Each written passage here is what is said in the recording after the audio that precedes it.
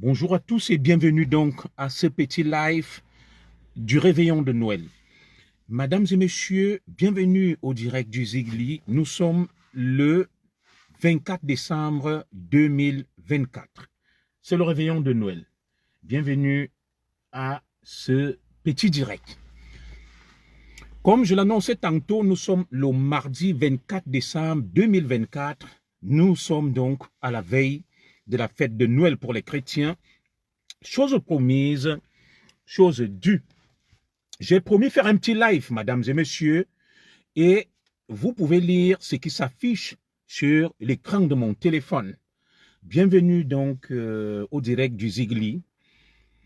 J'exprime toute ma gratitude, toute ma reconnaissance à ceux qui me suivent à travers le monde. Je vais saluer particulièrement en cette veillée de la fête de Noël les habitants de mon village natal, à Ekalan Minkoul, du côté de Sa, Paris-les-Sauguets. Je salue tous les fidèles et croyants de la grande paroisse de Nkolmebanga. Aujourd'hui, ça sera la messe de la veille de Noël. C'est une messe à laquelle j'assistais toujours dans mon enfance, quand j'étais tout petit. J'allais du côté de Nkolmebanga, la paroisse Saint-Mathieu de Nkolmebanga. J'aimais beaucoup les guirlandes qui étaient faites et décorées au niveau des frères maristes du collège Ébulier. Ça scintillait, ça illuminait ces villages qui étaient trempés, plongés dans l'obscurité la nuit. J'ai gardé ce souvenir de mon enfance. En Kolmebanga, en passant par le collège Bullier, jamais je n'ai raté la messe de minuit, messe Malou, le 24 décembre. J'allais toujours observer, admirer, contempler la crèche qui était dressée dans la grande paroisse de Nkolmebanga. Et par la suite, j'admirais les décorations de Noël, les guirlandes faites par les frères maristes, le frère Lavoie particulièrement, et le reste, le frère Potvin, et je crois la sœur Émilienne qui nous ont formés au collège Bullier de Nkolmebanga. Je marquais un temps d'arrêt pour observer ces lumières, moi tout petit. Après cela, je rentrais dans les ténèbres de Kalan Minkoul. Il n'y avait pas de lumière, pas d'eau. Alors, je salue mes oncles du côté des Bebda. Je salue les oncles de ma mère du côté de Menyimbasa.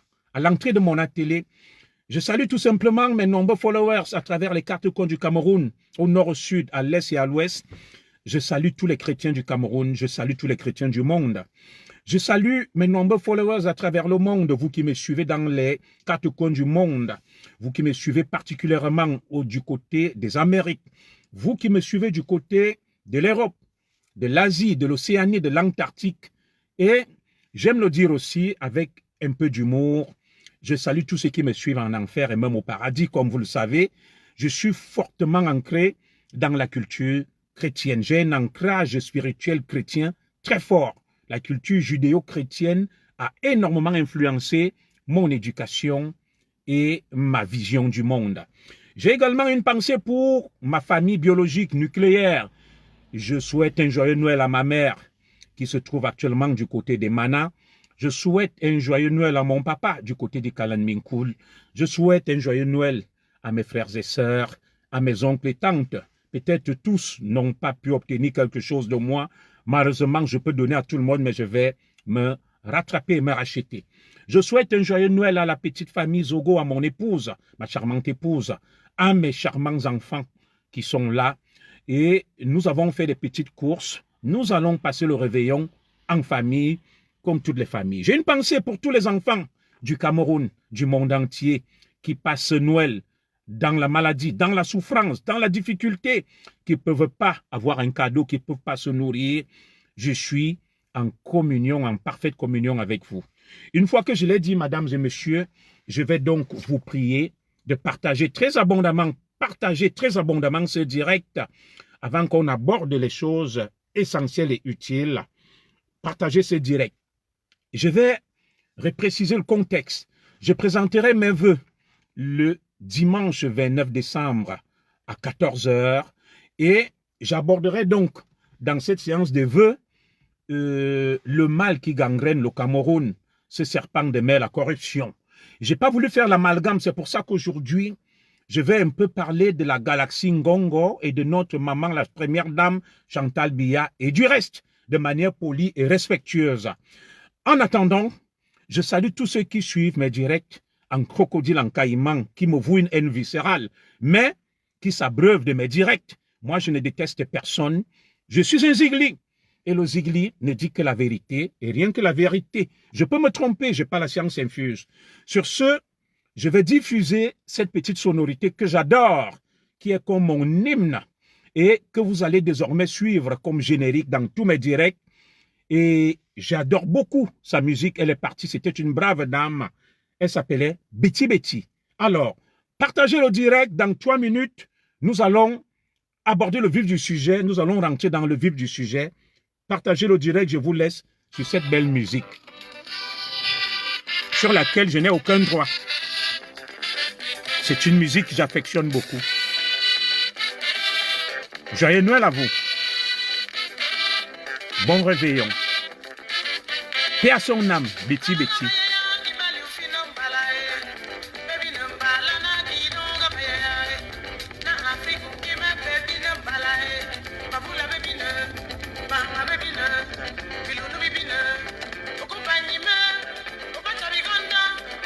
Partageons le direct, je n'ai aucun droit sur cette musique. Merci à toi, Jacques Save, de partager, de mettre des cœurs. Merci à tous ceux qui suivent en crocodile, en caïman. Merci de ne pas reconnaître le travail des autres. Merci à toutes les célébrités qui nous ont quittés.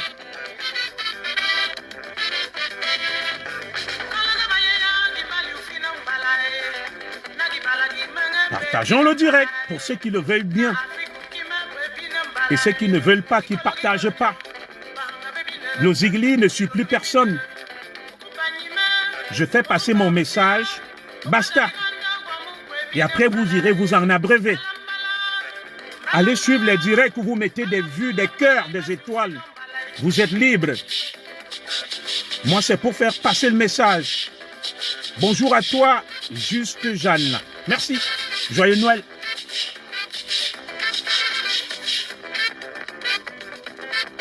Mon évangile vous chicote, que vous aimez ou pas.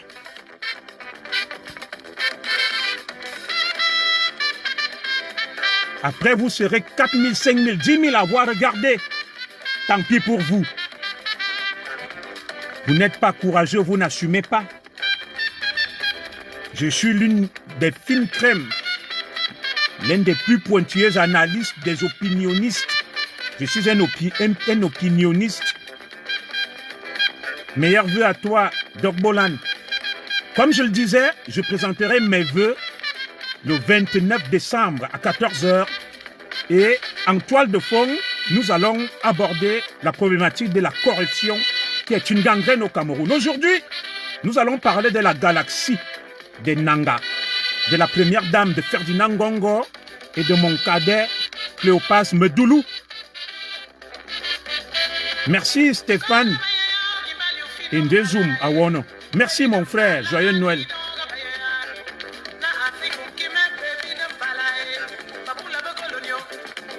Dédicace spéciale.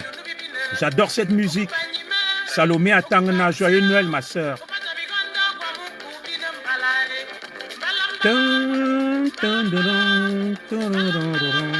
J'adore sa musique, Betty Betty. Je n'ai aucun droit sur cette musique. Je salue sa famille et nous avons une pensée pour le repos de son âme. Ça, c'est la musique des Zigli.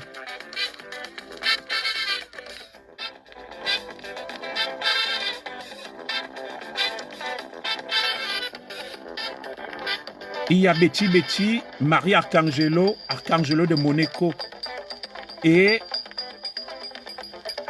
Marthe Zambo et je crois aussi la doyenne, comment on l'appelait là. J'affectionne énormément leur musique. Cyril No Awono, merci, joyeux Noël.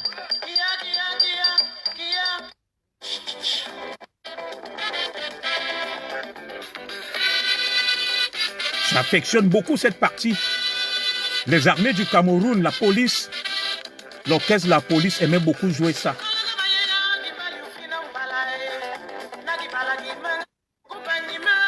C'est une musique que le président Biya affectionnait aussi beaucoup. d'orchestre de la garde présidentielle. Je n'ai aucun droit sur cette musique.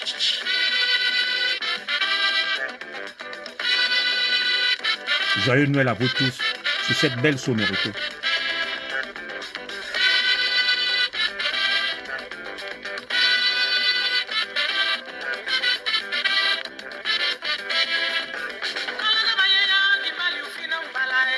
Une voix d'or, des talents qui n'ont pas profité de l'art. André Mbarga, bonjour, joyeux Noël, merci. Je vous consacrerai 5 minutes à la fin pour vous souhaiter de manière nominative un joyeux Noël.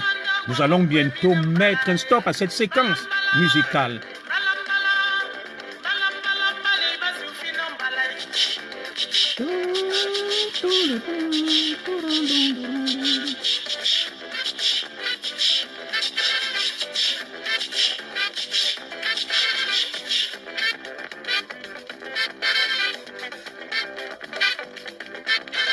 Joyeux Noël à toute la police camerounaise, à l'armée du Cameroun.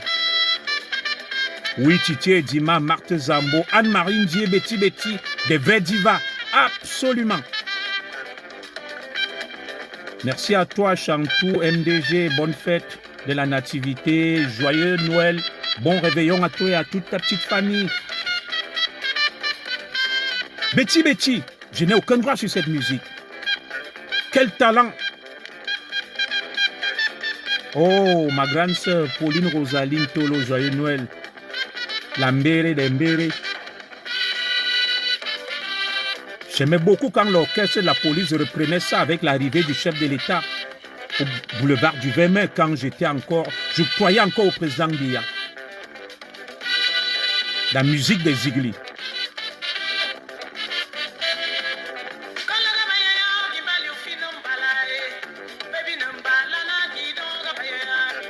Alors, on va s'arrêter là, merci. La vie, ce n'est pas que dans la fête. Il y a un temps pour faire la fête, un temps pour rire, un temps pour être content et un temps pour être sérieux.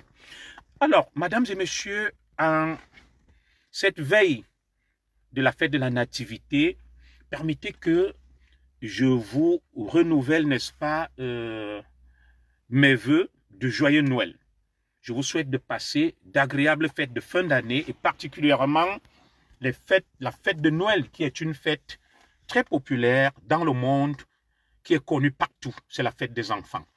Offrez des cadeaux à vos enfants, chérissez-les, et c'est l'occasion de vous retrouver en famille pour faire le point, le bilan, et pour pouvoir avancer. Alors, mesdames et messieurs, aujourd'hui, j'ai décidé exceptionnellement de parler à notre première dame, respectueusement, à son frère et cousin, M. Ferdinand Ngongo, à son neveu, Cléopas Medoulou, à tous mes compatriotes, frères et sœurs Nanga et Boko, et à tous mes compatriotes, frères et sœurs Boulou. Et sans haine et sans animosité, mon message se veut un message de paix et d'amour. Mon message se veut un message de paix et d'amour. Je ne veux pas qu'il soit récupéré et catalogué parce que, comme j'aime le dire, en tant que Zigli, on dit chez nous les Ekanke, Bebela Tignep ou Carmognon. Il ne sert à rien de vivre dans l'hypocrisie. Tu as quelque chose dans ton cœur, comme on dit au village, contre ton frère, ta soeur, et tu ne le lui dis pas. Et les directs que nous faisons sont immortalisés. Ils vont rester pour la postérité. Vous voyez comme ce qui se passe en Syrie, c'est ça qui va permettre de démêler les chevaux et de pouvoir innocenter des gens qui n'ont jamais cautionné ce qui s'est passé. Ils n'ont jamais été d'accord et ils ont toujours dit non. Donc, mon direct est une espèce de testament pour la postérité et l'avenir. Ce n'est pas une attaque contre la première dame du Cameroun. Ce n'est pas une attaque contre le haut dignitaire, le grand frère Ferdinand Ngongo. Ce n'est pas une attaque contre mon cadet, Cléopas Medoulou. Nous sommes tous des écans. Ce n'est point une haine vis-à-vis de mes frères et sœurs Nanga et Boulou. Mais c'est tout simplement une manière de causer avec eux en famille, d'attirer leur attention, devant la grande famille du Cameroun. Une fois que je l'ai dit, c'était pour planter le décor, j'aborde donc le vif du sujet. Pourquoi j'ai décidé aujourd'hui de m'adresser à ces trois personnalités et à ces deux grandes communautés du Cameroun? Comme vous le savez, le Cameroun est une mosaïque de plus de 250 ethnies. Je n'aime pas le mot peuplade parce qu'il se veut un peu réducteur. Pourquoi j'ai décidé de m'adresser à eux? Parce que la situation a atteint ce qu'on appelle son paroxysme. Le mal a atteint son point d'orgue, son point culminant. Et comme le mal du Cameroun, c'est la peur. Les gens ont peur. Les gens n'osent pas parler. Ils connaissent la vérité, ils se cachent. C'est le plus grand danger qui guette le Cameroun. La peur. Les gens sont ankylosés, ils sont pétrifiés. Ils ont une peur mortifère.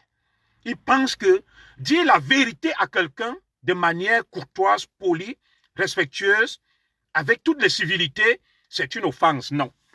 Alors, il y a un courrier, une correspondance du secrétaire général de la présidence de la République qui a sonné et tiré la sonnette d'alarme. Elle date de novembre 2024. Je vais vous la lire, je vais vous la partager. Et quand j'ai eu connaissance de cette correspondance, j'ai dit, ces gens, décidément, ils n'ont peur de rien. Ces gens ne reculent devant rien et foncent tête basse vers un suicide collectif. Et je vais donc modestement leur rafraîchir la mémoire en lisant avec vous, en vous faisant l'honneur de lire et de partager avec vous cette correspondance du secrétaire général de la présidence de la République du Cameroun. Lisons-la ensemble, mes chers frères.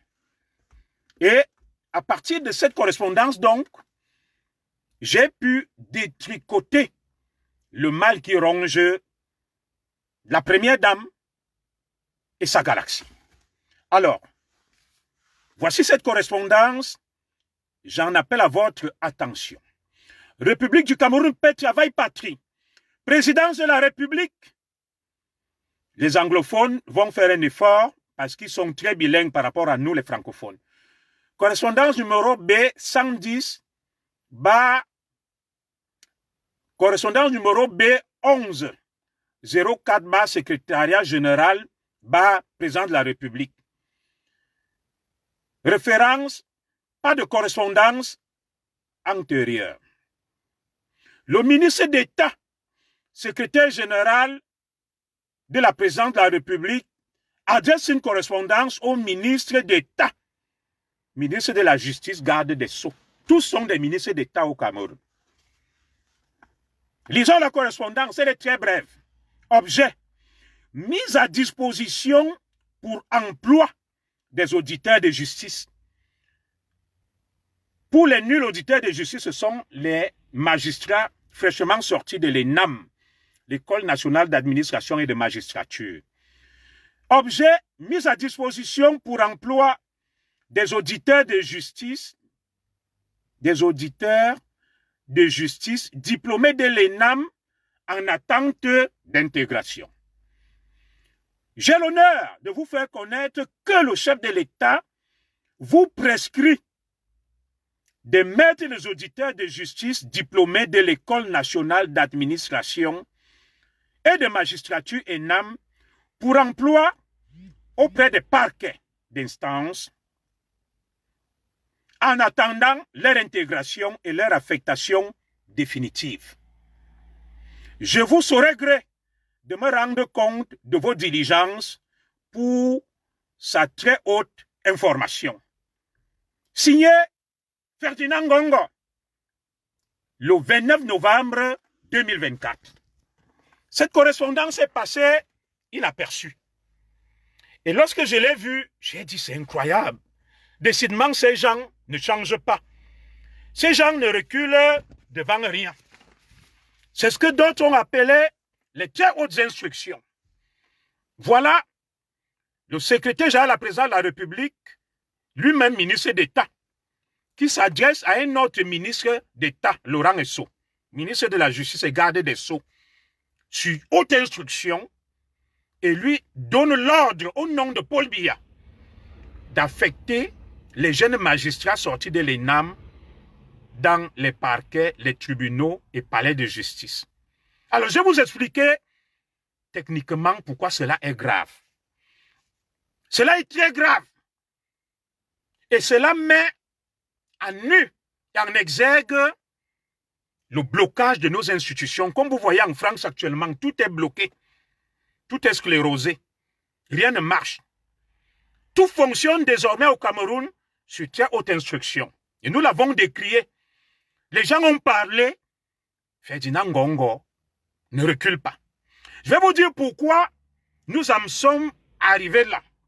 Alors, dans le direct d'aujourd'hui, je vais planter le décor. Il y a 3 personnalités qui cristallisent l'attention et qui sont responsables de cette situation. Lorsque le président Paul Biya va perdre sa première épouse, la regrettée Jeanne-Irène Biya, paix à son âme, le président Biya va décider de refaire sa vie, comme on dit au quartier, dans les chaumières. Il va donc prendre en seconde noces notre charmante sœur, scintillante, jeune, Chantal Vigourou. Il va l'épouser. Il va épouser une très jeune femme, très belle, qui va marquer les esprits, qui va moderniser et qui va nous faire un peu, pas oublier l'ex-première dame, mais penser la souffrance qu'il y avait dans nos cœurs. C'était une dame de cœur, d'une grande humilité, très sympathique. On va se dire, oh, le président a eu une jeune femme, belle, dynamique, pétillante, honneur à la jeunesse. Dans ces calculs, j'imagine sans doute, sans lire dans les pensées du Nyomgi, du président de la République, que son objectif était de calculer ces derniers jours, qu'il sera accompagné par sa femme, qui va prendre soin de lui, comme nous tous. Moi-même, je suis plus âgé que mon épouse. Il y a un écart d'âge. Mais je ne l'ai pas fait par calcul, mais il était normal quand même que le président Biya, qui épouse notre jeune sœur Chantal Vigourou, originaire de Dimako, à l'Est Cameroun, pensait à ces vieux jours. Et nous tous, nous allons y passer. Nous serons fatigués vieux et nous allons compter sur nos femmes. On ne peut pas le reprocher au président Biya. Bon, des voix se sont élevées pour dire, ouais, excellence, à gauche, à droite. Moi, je ne vais pas rentrer dans ça. Le président Biya a cru devoir bien faire en prenant sa jeune épouse. Alors, aujourd'hui, le problème qui se pose est que cela se retourne contre le président Biya de manière polie et respectueuse. Je n'ai rien après la première dame. Vous savez ô combien je l'ai toujours apprécié, je l'ai toujours respecté. Mais, comme on a dit, Bela Tinyop, ou Tong Monyongandai Bot, Mama Chantal Biya, tu comprends le Mangisa. Parce que tu es avec Bikele, qui était Mangisa de Voaban. Et les Nanga sont les Ekang. Bebela Tinyop, ou Karmo Nyongandai Bot. Ferdinand Ngongo. Bebela Tinyop, ou Karmo Nyongandai Bot. Medoulou, Cléopas. Bebela Tinyop, ou Karmo Nyongandai Bot. Moi, je ne sais pas parler le Mongo et Wondo. J'aurais dit ça en Mongo et Wondo ou en Nanga. Alors, le résultat donc de ça, que le président Biya, qui fait un calcul et se dit, bon, je vais épouser une jeune femme. Dans ma vieillesse, quand je serai déjà Kakoshim. Kakoshim veut dire croulant, fatigué. C'est normal. Il est né en 1933. Il est même très solide. Mon épouse va prendre soin de moi. Alors, nous constatons donc que, au lieu que le président Biya soit pris en charge, il est plutôt pris en otage. Le président Biya est plutôt pris en otage. La fin de règne du président Biya devient un cauchemar pour les Camerounais.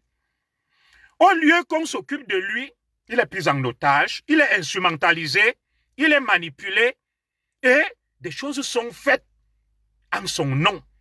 Et le navire coule, le bateau sombre Il n'y a personne pour dire que avec le dame dit, ça canidam. Canidam, comme disaient les étoiles Manguissa. Il n'y a personne. Le président Biya, actuellement, de ce que nous entendons au palais, nous ne sommes pas là-bas.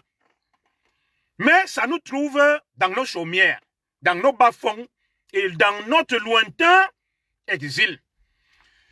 Il nous revient que celui qui s'occupe de la toilette du président Biya, ce qui est normal, il est âgé, de couper ses ongles, c'est le neveu de la première dame, Cléopas Medoulou. Cléopas Medoulou est un jeune homme qui a été propulsé intendant adjoint à la présidence de la République.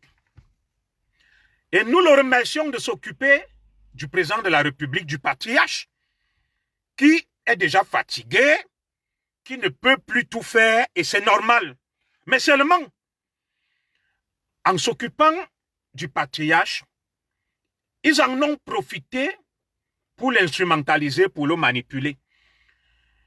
Le centre de décision du pays s'est déporté vers des officines officielles et publiques vers un cabinet noir.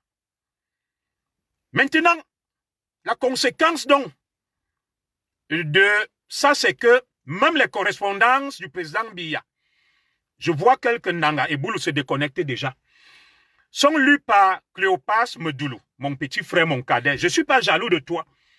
C'est juste que et on me dit que le petit Medoulou, Cléopas, qui est devenu incontournable, qui dirige le cabinet noir, c'est lui qui lit les correspondances du chef de l'État, du président de la République. Tout ce qui arrive au palais, il lit. Et désormais, ce pouvoir informel qui lui a été donné sur le président de la République du Cameroun, le chef de l'État, lui a conféré beaucoup d'influence, beaucoup de pouvoir, au point où tous les Tchinda, tous les flagonneurs, tous les courtisans se ruent vers Medoulou, les visiteurs du soir, et lui demandent, « Excellence, qu'est-ce que tu as vu sur nous là-bas? Qu'est-ce qu'on dit sur nous? Qu'est-ce qu'on dit? » Et le petit Cléopas Medoulou est donc chargé de trier, de dire, « Toi, il n'y a rien sur toi. Toi, il y a ceci sur toi. Toi, viens me voir. » Et le mot de passe au palais est désormais devenu, « Toi, tu as tel problème, il faut voir avec la mère. » La mère ici, c'est notre maman Chantal Biya, la plus belle, la première dame. Le centre de décision du pouvoir s'est déplacé. Il y a eu émergence de ce qu'on appelle les forces centripètes qui fuient la périphérie, le centre et se réfugient vers la périphérie. Voilà. Le nouveau centre du pouvoir, il y a un trio magique. Le trio magique est constitué de Medoulou, qui s'occupe des besoins primaires du chef de l'État. En même temps, il en profite donc pour jouer la pluie et le beau temps. Parce que c'est lui qui lit les correspondants. Le président Biya est fatigué, vieux, il ne peut plus tout lire. Il dit à Medoulou, ça s'appelle le syndrome du grand-parent. Lis-moi ça, je vais écouter moi-même. Quand je n'ai plus mes lunettes, j'appelle ma fille ou mon fils, je leur dis, lisez-moi ça. Je n'ai pas mes lunettes, l'écriture est petite, mes enfants lisent. Il me souvient que mon grand-père Tirongolo, c'était un grand planteur. C'est ça que j'appelle le syndrome du grand-parent. La parabole du grand-parent. Il m'appelait toujours que Zoramongo. C'était un grand planteur. Quand on allait vendre le cacao, on savait qu'il a beaucoup d'argent, mon oncle. Il prenait le sac d'argent, il me donnait, il dit cache. Lui, il marchait devant, il marchait derrière, je suis devant. Dès qu'on le voit, on dit, il dit, je n'ai rien. Je n'ai rien. Il dit, voilà mes poches, il sort ses poches, il n'a rien. Quand il y avait un visiteur, il me dit, Zoramongo, il sort avec un billet. Il me dit, Tangya. Je lui dis, Mbamba,. Il sort l'autre, il me dit, Zoramongo, Tangya. Je lui dis, Mbamba, Toxin le wom. Il vient avec un autre, il me dit, je lui dis, toxine iba. Avec un autre, il sort, je lui dis, toxine, mintermitan, pour ceux qui ne comprennent pas. Mon grand-père, mon Tigungolo, se référait à moi pour identifier ses biais. Il n'arrivait plus à compter les biais. Il ne savait pas. Pour se laver, c'est moi qui chauffais l'eau, qui mettais l'eau au soleil, j'allais poser, je mettais l'eau au banc, il se lavait. Je venais avec la serviette, il se nettoyait, je mettais l'huile au moine menyeng sur lui, il restait au soleil, après il repartait. C'est normal. On s'occupe des ancêtres, des grands-parents, des aînés. Mais il ne faut pas en profiter pour les instrumentaliser, pour les manipuler et pour détruire la communauté et tout simplement le pays. Alors, les pouvoirs qui ont été donc conférés à notre cadet Medoulou, Cléopas, le neveu de la première dame, nous le remercions de prendre soin du patriarche, du président de la République, du chef de l'État. Mais nous nous inscrivons en faux contre l'instrumentalisation et la manipulation du chef de l'État, du patriarche. Ça s'appelle en droit pénal abus de faiblesse. Abus de faiblesse. Tout un cabinet noir s'est donc créé autour du président de la République, du chef de l'État. Ils ont tout verrouillé. Ils mettent le chef de l'État dans une bulle. Personne n'entre dans cette bulle. Dans cette bulle, ce sont les Nanga. Medoulou Cléopas, le colonel Evina et consorts. Il y a donc un trio magique qui dirige le Cameroun. Ce trio est constitué des personnes suivantes. Au bas de l'échelle, c'est Cléopas Medoulou, qui s'occupe de la toilette du président, de lire ses correspondances, ses courriers, de tout verrouiller.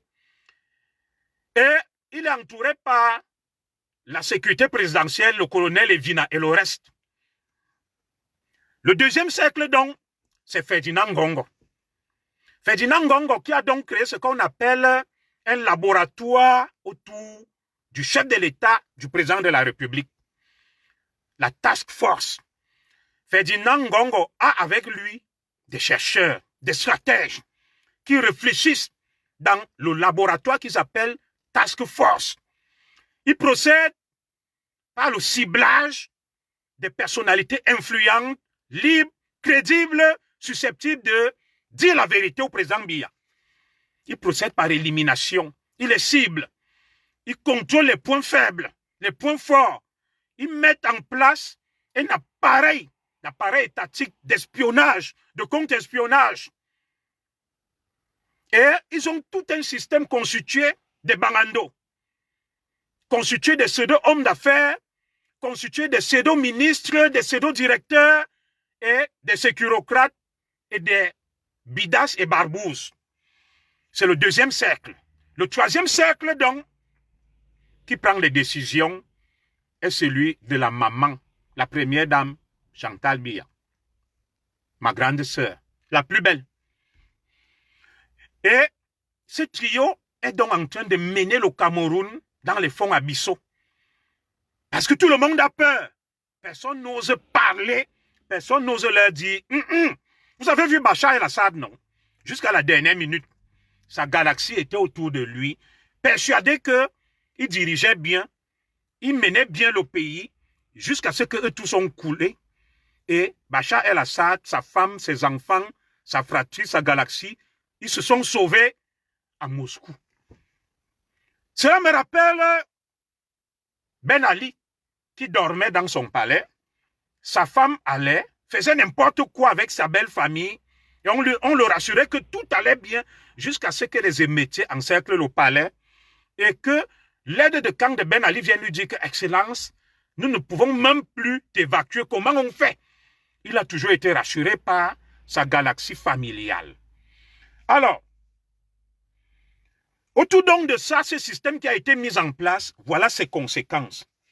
Les conséquences, c'est ce que mon neveu, comment on l'appelle là, le professeur Messanga Yamding a toujours dit, un système parallèle a été créé autour du président Biya. Un système qui contourne le système officiel. Une république parallèle a été créé autour du président Paul Biya, guidé par ces trois personnages, Cléopas Medoulou, Ferdinand Ngongo et la maman, la première dame, la plus belle, notre mère Chantal Biya, qui va présider aujourd'hui l'arbre de Noël, quelque part en Gousso. C'est très bien, les œuvres caritatives. Alors, c'est donc au sein de ce cabinet noir, de cette république parallèle, que tout se négocie, que tous les rendez-vous se prennent et que les rôles sont repartis. Et comme je vous le disais, Cléopas Medoulou profite, n'est-ce pas, du petit rôle qu'on lui a confié, s'occuper du président, et il lit les correspondances, il contrôle tout, il verrouille tout. Et dès que tu vas le voir, il te dit, il faut voir avec la mère. C'est la mère qui peut résoudre ça. Ferdinand Ngongo est chargé d'élaborer des stratégies dans son laboratoire noir. Vous savez, un laboratoire fonctionne avec des chercheurs. Les chercheurs ont des primes de recherche. Plus tu innoves, plus tu inventes des formules qui peuvent être utiles au laboratoire, plus tu as des primes et des subventions. Donc, la task force de Ferdinand Ngongo va donc subventionner le laboratoire de recherche, va accorder des primes aux plus ingénieux. Et quel est le rôle de ce laboratoire qui fait tant de dégâts au Cameroun? Et je l'ai toujours dit, enregistrer ce direct. Beaucoup ont négligé. Ferdinand Ngongo est un stratège. Entre guillemets, entre parenthèses. C'est un homme calme, posé. Vous ne le verrez nulle part. Il affiche fière allure.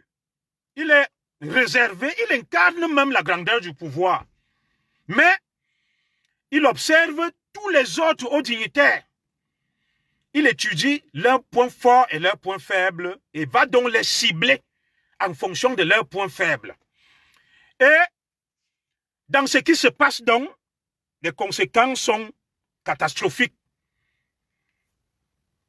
Voilà les différents clans qui se retrouvent face à cette situation où le Cameroun est pris en otage du fait de l'âge avancé du président et ceux qui sont censés le protéger, au lieu de le protéger, font semblant de le protéger, mais en profitent pour abuser de sa faiblesse, pour instrumentaliser le pays et pour le gérer à sa place. D'où donc ce que vous voyez là, des correspondances du secrétaire général président de la République, Ferdinand Ngongo, qui signe des très hautes instructions pour tout, pour la très haute information du président. Comme aimait le dit mon frère Nouma, le président Biya ne peut plus parler à son ministre d'État, Laurent Esso. Même pour parler même à ses frères et sœurs, il doit passer par Ngongo. Le président Biya est devenu sourd et muet. Il est devenu aphone. Il ne parle plus. On parle à sa place, on écrit à sa place. Le Cameroun a donc basculé vers ce qu'on appelle le pilotage automatique. Le pays est géré par procuration, par Ngongo, Cléopas Medoulou et la première dame. Il faut dire la vérité à son frère. Moi, je parle depuis, comme j'aime vous le dire, je suis mort le jour où je suis né. Je n'attends plus rien d'eux. Ce n'est point du chantage ou de la malveillance, ce n'est que la vérité. Et je mets quiconque au défi de me prouver que ce que je dis est le mensonge. Si des gens ne peuvent pas dire la vérité respectueusement à notre première dame, moi je lui parle aujourd'hui en la regardant droit dans les yeux. Maman Chantal Biya.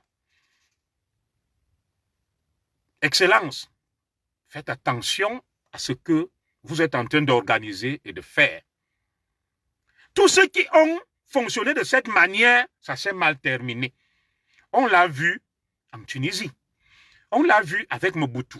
On l'a vu avec Bachar el-Assad. Je n'ai pas dit que vous êtes au même niveau, mais je dis, faisons attention à nos postures, à ce que nous faisons, parce que le monde entier nous regarde. Le peuple camerounais nous regarde. Rien ne se cache, tout sortira. Alors, dans cette gestion opaque, calamiteuse, instrumentalisée du pays, il y a plusieurs clans qui sont nés. Il y a le clan le plus fort, c'est le clan Nanga, constitué de Ngongo.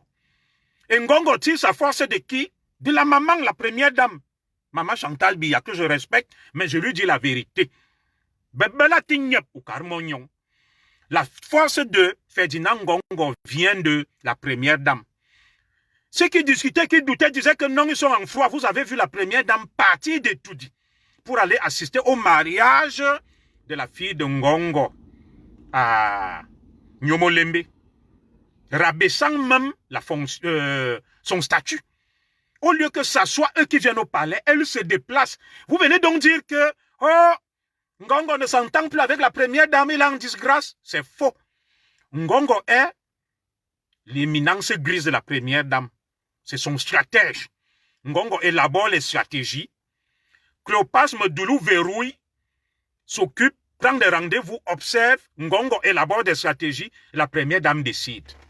Et le pays tombe pourquoi? Je n'insulte pas la première dame. Ngongo, lui, il a fait des études. Il manipule la première dame. La première dame, c'est une maman. Bon, elle n'a pas un haut niveau d'instruction. Et c'est pour ça que vous voyez des décisions illégales. Or, la loi anticonstitutionnelle sont prises. Et Ngongo, lui, il s'en fout. Ça va retomber sur la première dame. Vous avez vu quand Bachar el-Assad est tombé là. Est-ce qu'on vous parle du secrétaire général de la présidence de la République? Non. On parle de Bachar el-Assad et de sa femme. Vous avez vu au Gabon, Oligui Nguema, qui vient au Cameroun là, salut Paul Biya, la première dame, a pour otage la femme de son patron lorsqu'il était commandant de la garde présidentielle, Sylvia Bongo.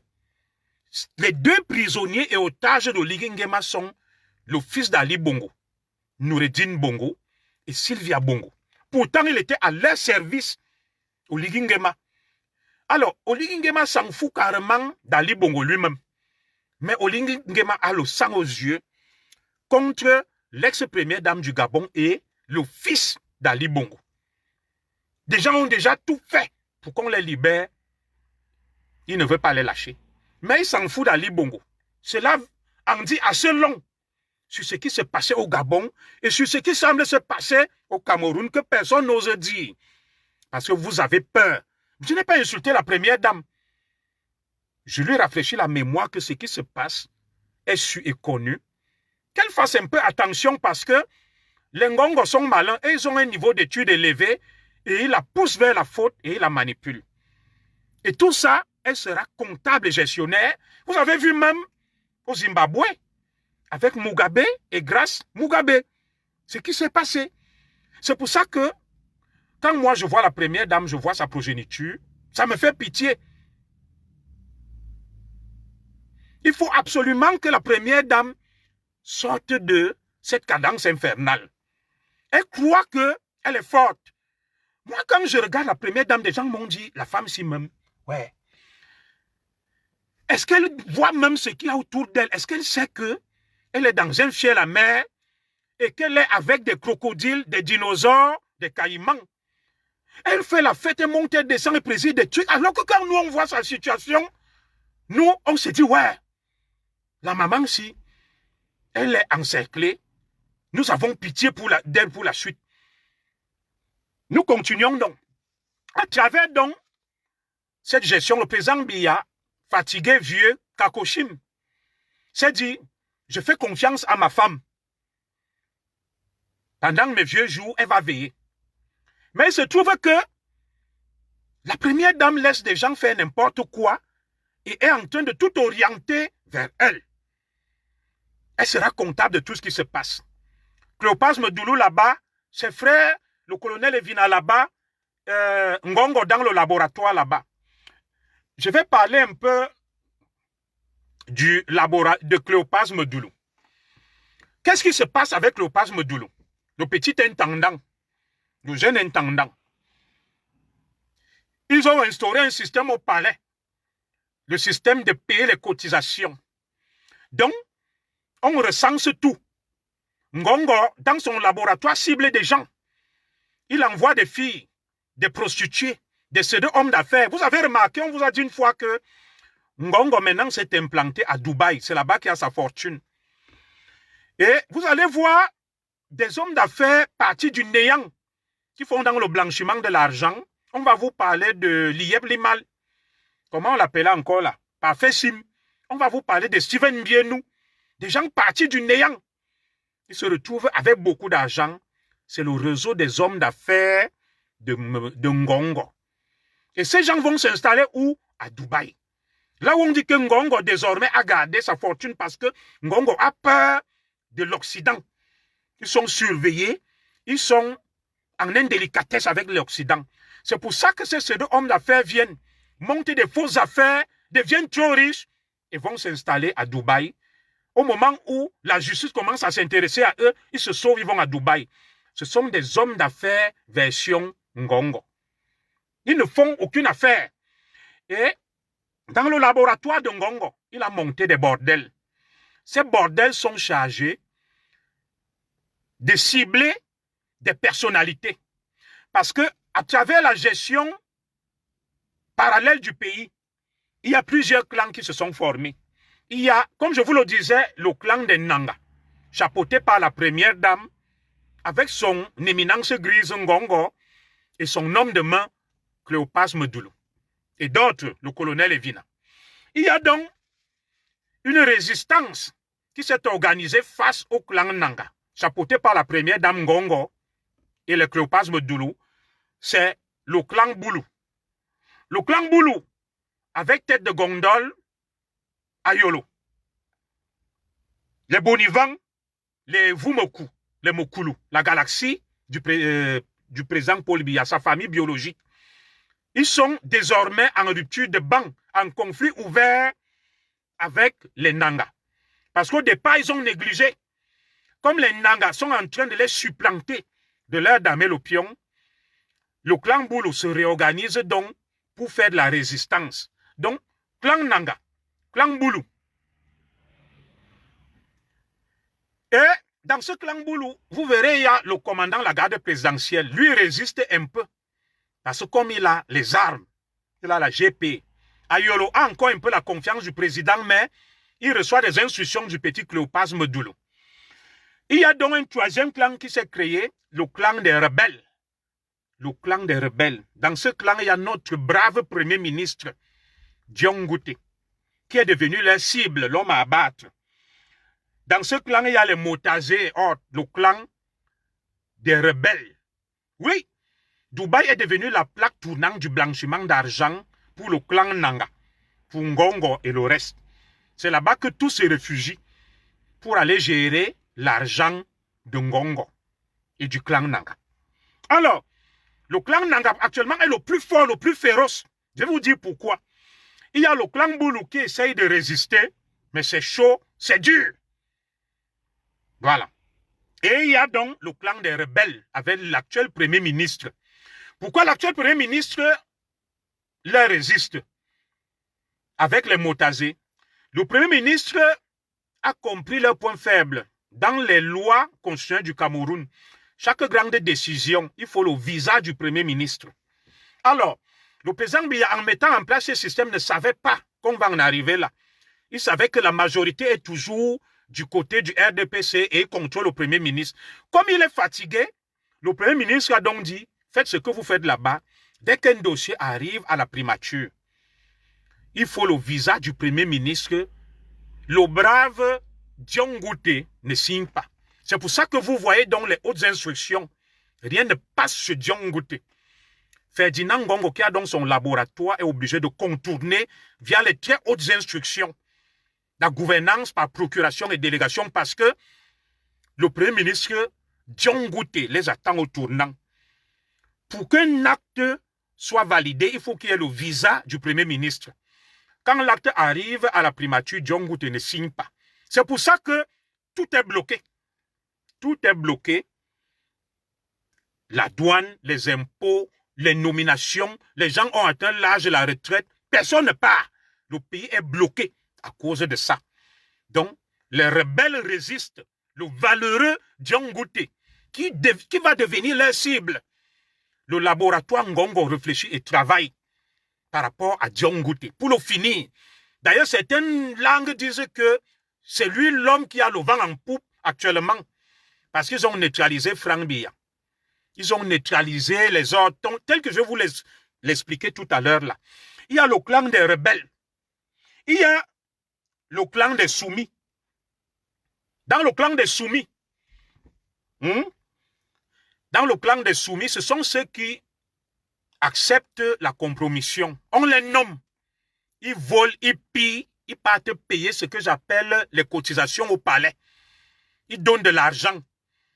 Tu voles, tu pilles, tu vas payer. Tu donnes au réseau Nanga. On te couvre. C'est pour ça que personne n'est sanctionné, personne n'est puni, personne ne va en retraite. Le pays est pris en otage. Ils volent des milliards. On leur reverse des milliards. Ils les gardent à Dubaï. On ne sait pas ce qu'il y a dans leur tête. Ce qu'ils sont en train de préparer. Entre-temps, les Camerounais meurent de faim. La misère va galopante. Ils viennent faire la mise en scène. Ils offrent des dons, des trucs, le spectacle.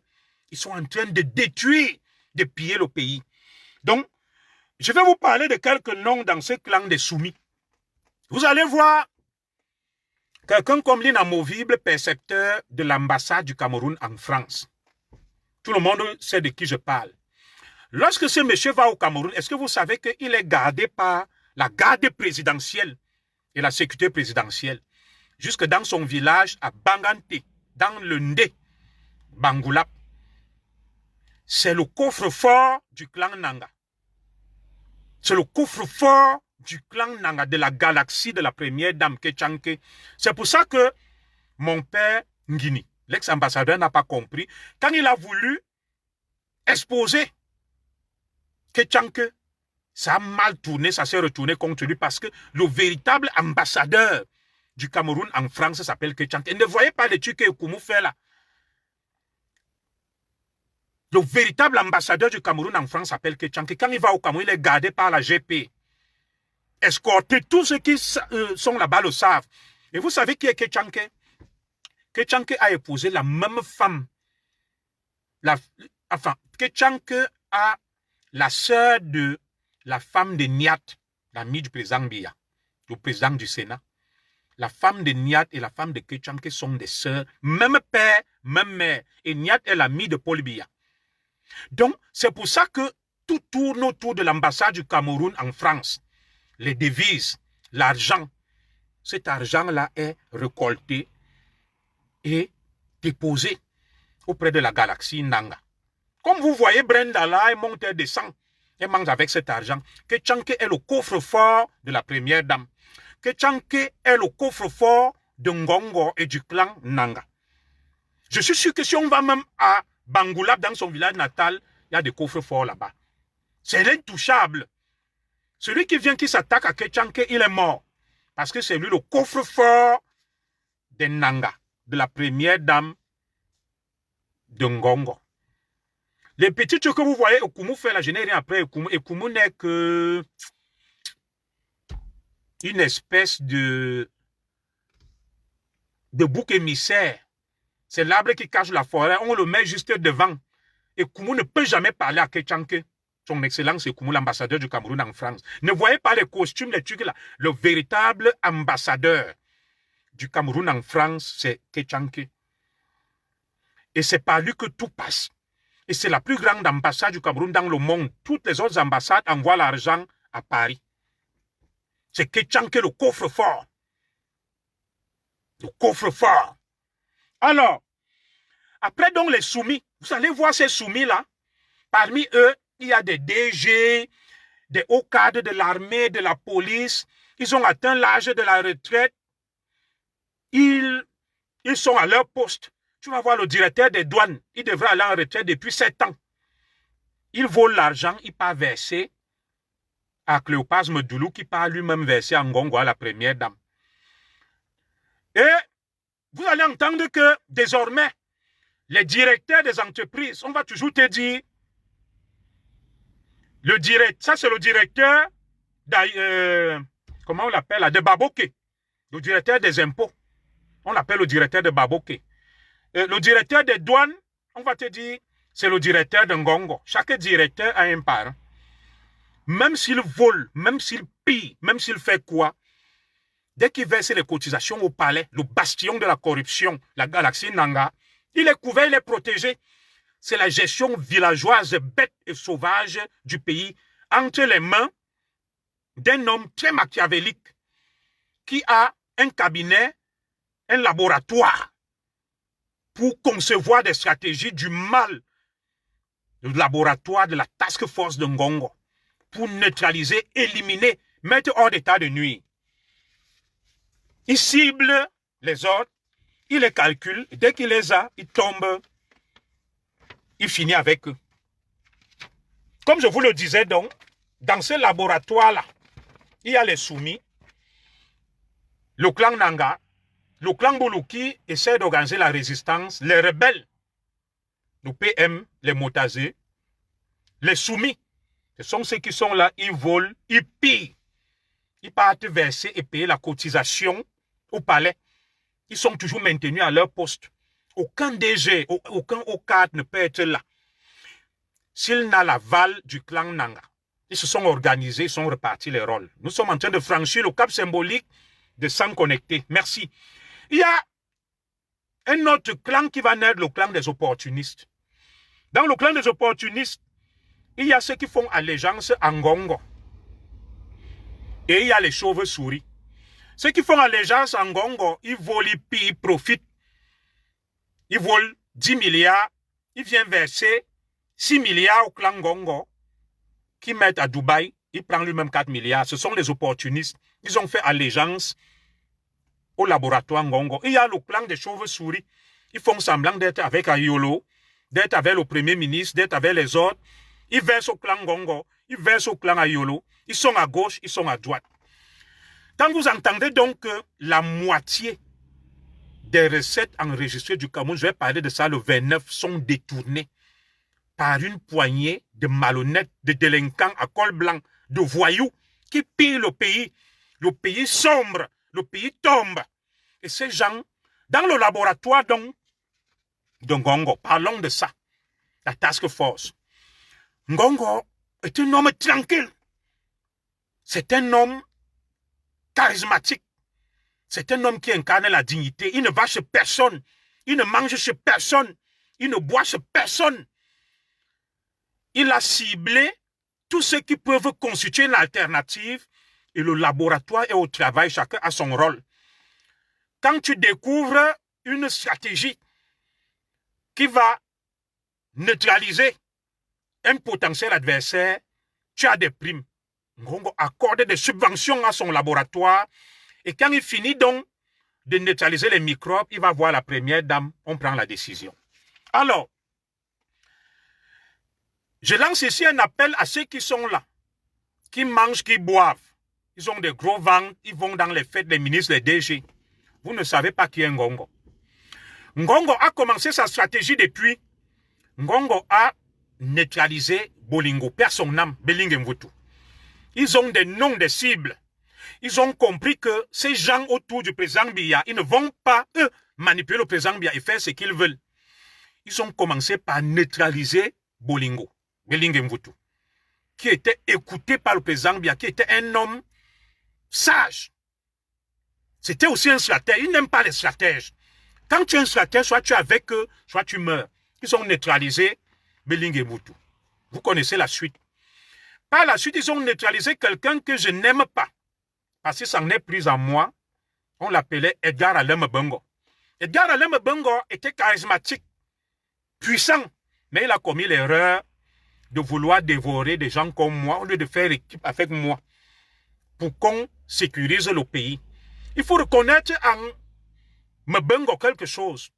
Il était puissant, charismatique, coriace. C'est d'ailleurs pour ça que au palais, entre la première dame et lui et les Ngongo, ça ne marchait pas. Ils ont fait partie du palais. Mais Ngongo, comme tous les écans, a été rongé par le mal de bouffer les innocents pour asseoir sa grandeur. Il nous a dévoré les mois, alors que c'était quelqu'un de très fort. Et ils ont vu. Ouais, leur stratégie, non? Moi, je reconnais, même en mes ennemis, leur qualité. Ils ont éliminé Belingue Mvutu. Ils ont éliminé Mbongo, le laboratoire Ngongo. Je continue. Le laboratoire Ngongo, qui réfléchit, qui subventionne la task force, a éliminé Eko Maxime. Quand on parlait, il n'écoutait pas. Eko Maxime était considéré comme le disque dur du président Biya. C'était la plaque tournante. Il avait des dossiers sur Ngongo et la galaxie Nanga. Olembe Gate, Covid Gate, Kan Gate, Glencore Gate. Donc il a mis ça dans un disque dur. Il les tenait. Et Ngongo est un stratège parce qu'il calcule les points faibles de ses cibles. Il a étudié Eko. Il a vu le point faible. Ils ont manigancé l'affaire Martinez-Zogo. Donc vous connaissez tous les méandres. Amour Bellinga n'a été que le bouc émissaire utilisé dans cette affaire. Et l'affaire Martinez-Zogo visait à avoir la tête d'Eko Maxime. Tout comme l'affaire de Monseigneur Jean-Marie Bala visait à avoir la tête de Bellinga Mvutu. Comme d'autres affaires, vous vous souvenez, il y a une autre affaire qui a collé au dos de Mbongo. C'était un journaliste là, dont on soupçonnait Mbongo de l'avoir assassiné. Je crois, soit Jules Koum, quelque chose comme ça. Ils sont spécialistes dans ces montages des affaires criminelles pour faire tomber leurs cibles. Le laboratoire travaille. Ils ont des subventions. Ils ont des primes de recherche. Vous avez un laboratoire de chercheurs. Ils captent les microbes. Ils viennent avec les microbes. Ils neutralisent, ils tuent. Mais Ngongo est tranquille. Il a neutralisé Bellinga Mvutu. Il a neutralisé Mbongo.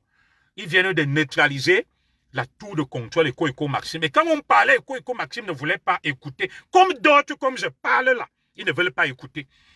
Eko Maxime avait tout sur eux. Il était sûr de lui, mais il ne savait pas que ces gens le calculent. Le laboratoire de la task force de Ngongo. Oui, Jules Koum. Merci, Bana Somatel. Ils ont attendu le moment opportun. Vous savez, le laboratoire Ngongo agit comme le lion roi de la forêt. Quand le lion roi de la forêt veut manger la panthère, je vais vous amener vers les histoires de Koulou la tortue. Le roi de la forêt vient, se place là. La panthère grimpe sur un arbre et monte là-bas. Le lion l'attend pendant 4 jours. La panthère ne descend pas. Le lion fait semblant de partir. Au bout de 4 jours, quand la panthère descend, le lion vient et attrape la panthère et la bouffe. C'est comme ça que Ngongo fonctionne avec le clan Nanga. Voilà. Et ils ont donc fini avec Mbongo, Bellinga Mvutu, Eko Maxime, qui avait le disque dur. Ils ont pulvérisé Eko Maxime comme un enfant. Après Eko Maxime, ils viennent de pulvériser quelqu'un. Partagez, il faut que le direct monte. Je vous ai dit que le laboratoire de Ngongo cible les personnalités qui sont susceptibles de constituer une alternative crédible. Ils viennent de faire tomber l'un des derniers verrous de Paul Biya, le contre-amiral Joseph Fouda, mon grand. Il n'a pas compris. Ils ont étudié ses faiblesses. Ils ont vu que lui, il était un peu cupide. Il aime l'argent. Ils ont monté des gens. Le contre-amiral Joseph Fouda est tombé comme un enfant. Est-ce que vous voyez le laboratoire de Ferdinand Ngongo et de la galaxie Nanga? Des stratèges. Ils viennent de faire tomber un baobab. Le contre-amiral Joseph Fouda, le conseiller spécial de Paul Biya, qui était l'un des derniers verrous. L'un des derniers verrous. Et quand tu voulais aller vers Biya pour le manipuler, ça ne passait pas. Il triait. Donc, il n'y a plus personne. Avant cela, ils ont fait tomber notre dernier verrou, le ministre Dodo Ndoké. Le ministre Dodo Ndoké a été empoisonné par les réseaux des femmes, les bordels, les bangandos. Que tu vas entendre qu'elle est devenue riche. Elle vend les mèches, elle va en Chine, elle va à Dubaï. On les utilise. Ils vont, ils piègent les ministres, ils les empoisonnent, ils filment. Ils gardent des choses compromettantes sur eux. Le moment venu, le laboratoire capte le microbe, tac, le détruit et c'est fini. Ils passent au suivant. Ils passent au suivant. Dès qu'ils ont capturé le microbe, ils passent au suivant. Ils ont capturé Bellinga Mvutu. Ils sont passés au suivant. Ils ont capturé Mbongo. Ils sont passés au suivant. Ils ont capturé Atangmabara. Ils sont passés au suivant. Ils ont capturé Olangana. Ils sont passés au suivant. Ils ont capturé les Polika Pababa. Ils sont passés au suivant. Ils ont capturé même Marafa à l'époque. Ils sont passés au suivant. Ils ont capturé Eko. Ils sont passés au suivant. Ils ne s'arrêtent pas. Ils ont capturé mon grand Lozomlo. Ils sont passés au suivant. Ils ont capturé maintenant le comte amiral, leur dernière victime, c'est Fouda, le comte amiral. Donc, autour de Paul Biya, il ne faut pas quelqu'un qui ne soit pas Nanga. Tu n'es pas Nanga. Les Boulous essayent de résister, hein, mais ils vont les broyer. Parce que leur stratégie est la suivante. Ils savent que la fin est là. Et que s'ils perdent cette histoire, ça risque de se terminer mal. Donc, il faut tout faire pour conserver le pouvoir entre leurs mains. Oui, il faut tout faire. Ils se détruisent entre eux. Et les prochaines cibles sont déjà identifiées. Les prochaines cibles sont identifiées. Il y a le PM, John Gouté, la prochaine cible. Le laboratoire de Ngongo est en train d'étudier ses points faibles. Pour le moment, ils résistent. Ils sont en train de calculer aussi Ayolo, qui ne pèse même plus trop. Et le COMGP, lui, il résiste parce qu'il a les armes. Ngongo va neutraliser toutes ces personnes avec les conseils de sa sœur qui prend les dernières décisions, la première dame. Et pourquoi donc le pays bascule dans l'illégalité, l'inconstitutionnalité? Ngongo manipule la première dame qui n'a pas un bon niveau d'études. La première dame est émotive. Dès qu'on vient avec un dossier, on lui dit que tu as vu, Zogo parle de toi en France, il te défie, elle va appeler le patron des services secrets que le gars Mangisala même me cherche au quoi au corps. Qu'est-ce qu'on peut même faire? Le patron, la DGR va lui dire, tuons-le. Ils vont aller, ils vont me tuer, mais sachant que ça fait des cadavres dans leur placard. Ce qui va leur coûter. Donc, on profite, n'est-ce pas, du bas niveau, ce n'est pas une insulte de la première dame, pour la manipuler, pour l'instrumentaliser et pour mener le pays vers la destruction, les abîmes. Parce que si la première dame avait un certain niveau, il y a des choses qu'elle n'allait pas accepter. Donc son éminence grise, Ngongo la manipule. Et tout est bloqué. Et les hautes instructions consistent à contourner. Elles consistent à contourner le verrou de la législation officielle.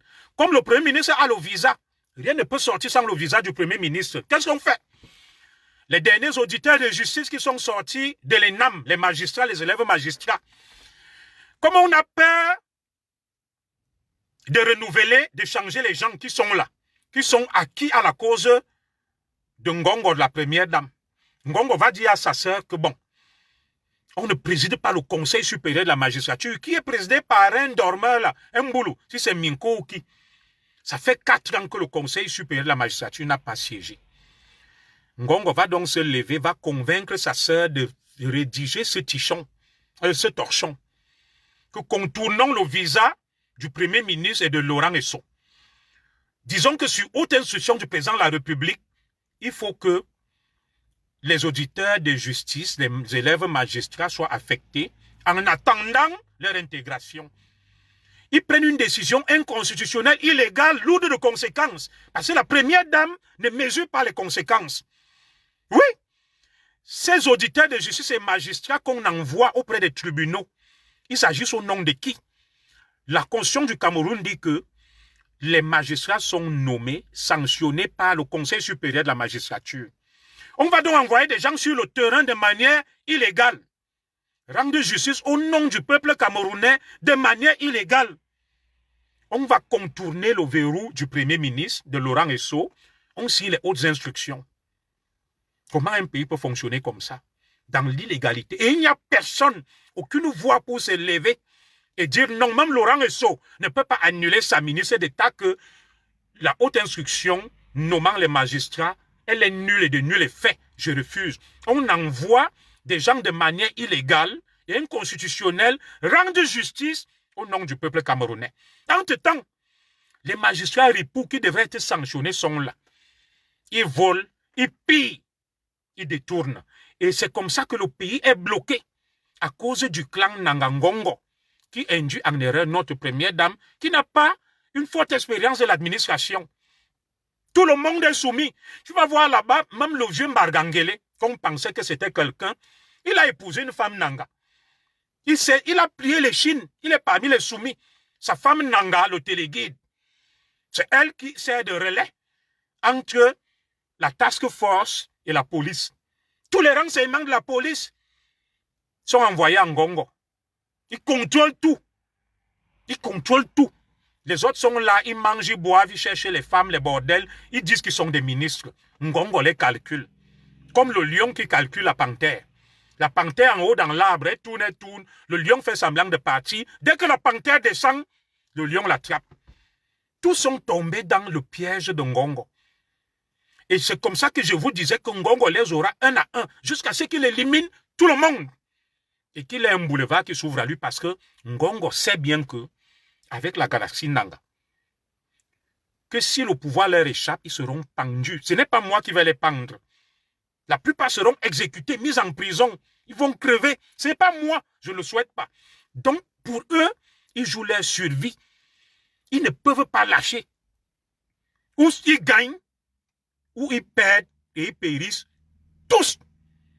Donc, quand vous voyez les Ngongo là, ils jouent leur survie avec la première dame et le reste. Mais ils s'y prennent mal. Ils s'y prennent très mal. Et le pays est en train de sombrer. On te nomme directeur. C'est pour ça que vous voyez la fausse bagarre qu'il y avait entre Nganou Djoumechi et Mbargangele. Oui, je vais aborder ce sujet. Mbargangele accuse Nganou Djoumechi qu'il est allé à Moutengene, il n'y a pas de route, c'est monté, c'est descendu. Nganou Djoumechi lui dit, et toi-même, les cartes d'identité de plus de 4 millions de Camerounais. Mais les deux vont se retrouver, ils vont s'embrasser et boire du Dom Pérignon, des ruinards ensemble. Ils font semblant.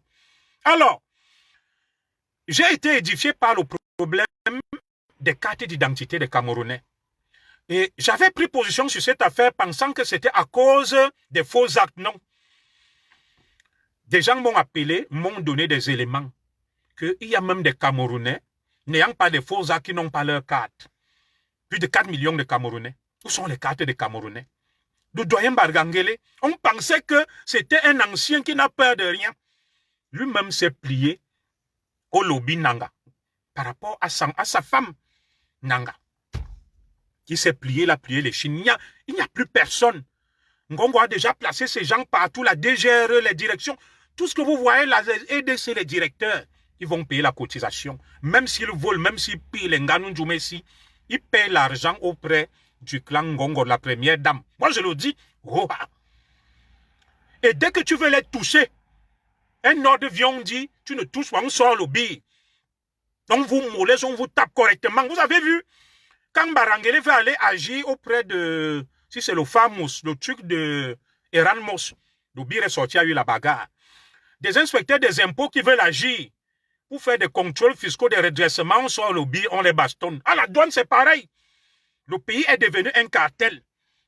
Dès que tu peux payer la cotisation, dès que tu payes la rançon, vol, tu pilles, rien ne va t'arriver.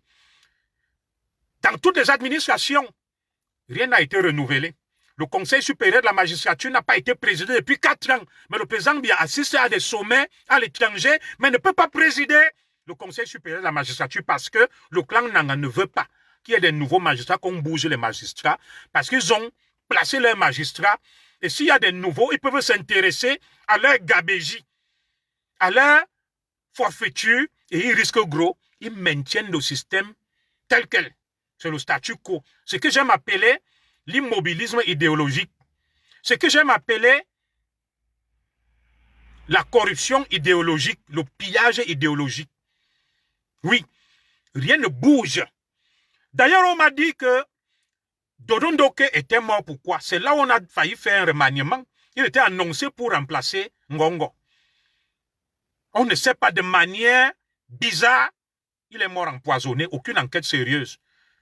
On parle des bordels. Je salue mon frère Jean Bédel. Des bordels qui se font passer pour des grandes femmes d'affaires. Méfiez-vous des femmes là. Les grands nous entendaient qu'elles vendent les mèches à Dubaï, elles vendent en Chine, elles vendent les huiles de beauté. Ce sont des empoisonneuses, des tueuses officielles. Les infos que je vous donne là me viennent des patriotes qui sont dans l'appareil sécuritaire, qui disent qu'ils en ont marre. Tel que je vous le révèle là, ils empoisonnent, ils filment, ils tuent. Il y a des gens qu'on tient, qui ont couché avec ces bordels, on les a filmés. On a donné les images, on leur fait le chantage que le jour où tu fais un mec, on met ça dehors. Voilà la situation, l'état du pays, ce 24 décembre, mardi 24 décembre 2024. Et c'est dans ce pays que vous allez voir les gens, ils montent, c'est monté, c'est descendu, c'est allé à gauche, c'est allé à droite. Regardez la propre famille de la première dame. Les gens pensent que nous nous moquons de Brenda. Non. Elle peut être malade, on me parle si c'est la thyroïde. On me respecte, moi-même j'ai des enfants. Mais regardez un peu.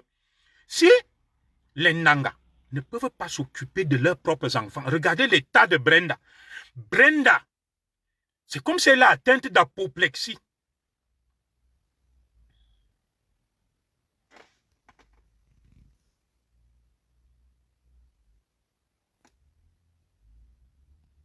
On va continuer notre direct. On ne va pas s'arrêter là. On va le poursuivre, il ira jusqu'au bout. Ils l'ont interrompu. Voilà, mais je continue. On dirait que Brenda est atteinte d'apoplexie. On ne va pas s'arrêter là. Voilà. On va le poursuivre, il ira jusqu'au bout. Ils l'ont interrompu. Voilà. On dirait qu'elle est atteinte d'apoplexie. Vous avez vu ces photos, ces transformations au quotidien. Elle a changé. Ils ont le dire, mais je continue à parler. C'est comme si elle était atteinte d'apoplexie. Je ne me moque pas d'elle. Brenda boit, commet tous les excès, fume. Et le comble du malheur, à la présidence de la République, elle vient avec des filles qui sont des lesbiennes. Au cœur de la République du Cameroun. Elle parade avec eux, elle se promène. Il n'y a personne pour lui dire que ce que tu fais là est inacceptable. Pourtant, il y a des gens qui sont allés en exil, qui ont été jetés en prison. Brenda traîne toujours des lesbiennes avec elle. Je n'ai rien après les lesbiennes. Elle monte, elle descend, elle mange avec l'argent du contribuable camerounais. On sort des lois vous exigeant d'aller payer vos impôts.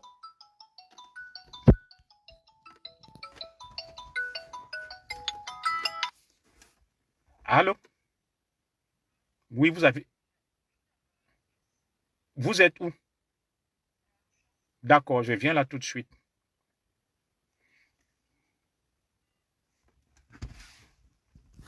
Alors,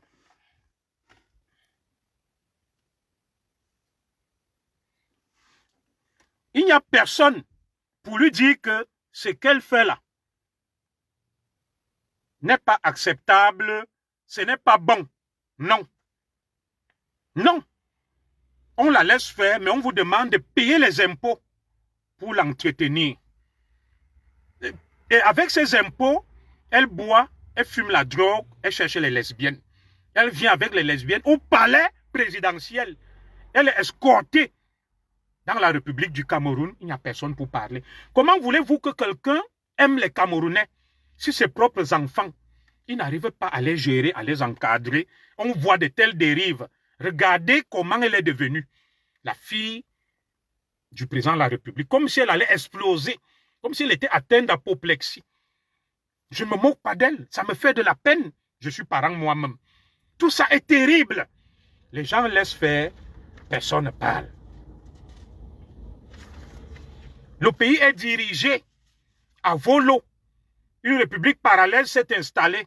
Des gens sont là, ils ne parlent pas, ils ne disent rien. Le pays sombre et coule. Le pays sombre et coule. Personne ne parle, personne ne dit rien. Des voleurs pillent. Ils payent la rançon, on les laisse, on les couvre. Aucune administration n'a bougé. Les gens ont atteint l'âge de la retraite dans l'armée, dans la police, dans l'administration fiscale, la douane, tout ce que vous imaginez. Personne ne va en retraite. La magistrature suprême, c'est l'immobilisme. Le président Biya ne peut même plus présider une finale de la Coupe du Cameroun. Il ne préside plus aucun conseil des ministres, rien, rien, rien. On est toujours là. Ngongo prend des décisions sur haute instruction pour contourner le visage du Premier ministre. Dès qu'il s'agit des magistrats, haute instruction. Dès qu'il s'agit des impôts pour que l'argent aille haute instruction, tout c'est sur haute instruction. Et vous me dites que ça c'est un pays, les gens sont là, ils se taisent et ils cautionnent ça. Ça ne peut pas continuer comme ça. Ça ne peut pas continuer comme ça. Et comme moi je vous le disais, nous faisons notre rôle sans haine. J'en appelle donc au Boulou et au Nanga que nous voici. 2025 approche. Les Nangas sont déterminés, placent les leurs partout. Les Boulous veulent résister. Le reste des Camerounais vous regarde. On vous observe et le monde entier vous regarde. Rien ne se cache, rien ne se perd. Tout se conserve. Nous vous regardons. Nous attendons voir la fin du film. Et dans beaucoup de films, l'acteur meurt dans son propre film. Comme vous le savez, la machine étatique est bloquée. Mes frères, rien ne mange, rien ne marche. Tout est bloqué. Tout. Donc, je m'adresse à ceux qui sont encore là, qui pensent que dans ce système, ils représentent quelque chose, vous ne représentez rien. Ils sont en train de mettre leurs enfants. Vous avez vu les Mia, c'est les fils de Sumbu Angoula, directeur de l'ENAMO, c'est les fils de Motazeo. Donc, ils ont fini de mettre leurs enfants et mettre maintenant leurs petits-enfants. Et ils viennent toujours vous dire que non, on est tous des Camerounais, on est ensemble. On n'est pas ensemble. Nous ne sommes pas ensemble. Moi, je me désolidarise d'une gestion aussi calamiteuse, aussi villageoise. Je dis non, je ne suis pas d'accord avec ce fonctionnement imposé aux Camerounais. Préparez votre transition calmement. Le système est presque une chaîne. Vous vous tenez, mais le moment venu, vous allez lire l'heure. Le Cameroun est devenu le pays de la médiocrité par excellence. Regardez le dernier concours d'agrégation en médecine. Aucun Camerounais. On est les derniers. Nous sommes devenus la risée du monde entier. Parce que tout est dans le cafouillage, la fraude, la corruption. Les cartes d'identité, 4 millions de Camerounais n'ont pas de carte. Ils n'ont pas de faux âges, ils n'ont rien. Que fait Mbargangele? C'est parce que les marchés sont donnés aux membres de la famille qui volent, qui pillent et qui ont détourné l'argent. Et maintenant, les machines qu'on devrait acheter, les prestataires qu'on devrait payer pour faire les cartes, il n'y a plus l'argent. On tient les Camerounais. C'est l'incompétence, c'est l'imposture, c'est l'incurie. À tous les niveaux, quelqu'un va à l'hôpital, on te dit il n'y a pas le coton, il n'y a pas l'alcool. Il faut payer, il faut faire ça. Parce que ceux qui gagnent ces marchés sont des membres des familles de la galaxie Ngongo des ministres. Ils détournent tout et il n'y a rien, vous devez payer. Pourtant, il y a eu un budget voté pour ça. Jusqu'à quand allons-nous continuer à fonctionner de cette manière-là? Et nous sommes là, nous nous réjouissons. Paul Biya, oyez, Première Dame, oyez, l'arbre de Noël, non. Ça doit cesser, ça doit s'arrêter. Sinon, la fin risque d'être catastrophique pour tout le monde. Cette fin est inéluctable. On ne peut pas gérer un pays de manière aussi amateur, de manière aussi injuste, inique, incompétente, dans la gabégie, et s'attendre à une fin glorieuse. Non, ça va très mal se terminer. C'est pour ça que moi, je préfère vous mettre en garde. Il est temps de stopper la spirale. Il est temps d'arrêter tout ça. De faire amende honorable, de reconnaître que vous êtes trompé. Et le peuple verra. On ne peut pas continuer comme ça. Vous êtes enrichis. Vous avez déjà beaucoup d'argent. Vous avez placé vos enfants. Que voulez-vous d'autre? Que voulez-vous d'autre? Et dans tout ça, les gens sont toujours là en train de vous soutenir, non? Le président Biya ne peut plus. En 2025, il est utilisé, fatigué, Kakoshim. Je soutiendrai tout anglophone qui viendra. Que ce soit le premier ministre Dion Gouté ou Akere Mouna ou que sais-je encore. L'heure est venue de dire non, de stopper ça. On ne peut pas continuer comme ça dans une république parallèle, opaque, villageoise, nébuleuse, où des gens prennent des décisions illégales, inconstitutionnelles, et où les gens pillent en toute impunité le pays, mais ils sont considérés comme des héros, des grands dirigeants. Des crimes sont commis, non élucidés, on accuse des innocents, on jette des gens en prison. Non. Ça ne peut pas continuer comme ça. Donc, moi, je tenais à vous le dire la veille de la fête de Noël, de la nativité. Je vous adresserai mes vœux le 29 décembre à 14 h. Que Dieu bénisse le Cameroun. Passez de très bonnes fêtes de Noël, très bons réveillons de Noël en famille. Joyeux Noël à tous les enfants du Cameroun, à tous les parents. Évitez des excès, mais ne vous privez pas de fêter dans le recueillement et dans la prière.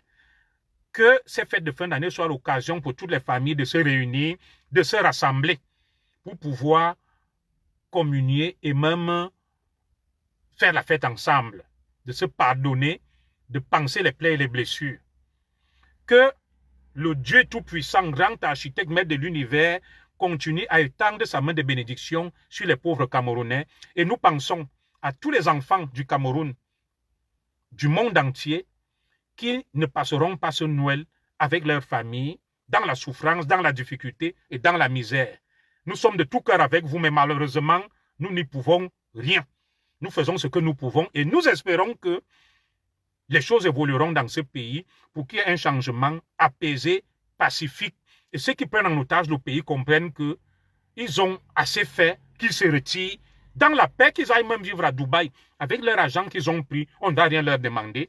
Qu'ils laissent donc maintenant d'autres Camerounais essayer de redresser le pays, de le reconstruire. Joyeux Noël à tous, que Dieu vous bénisse. Merci.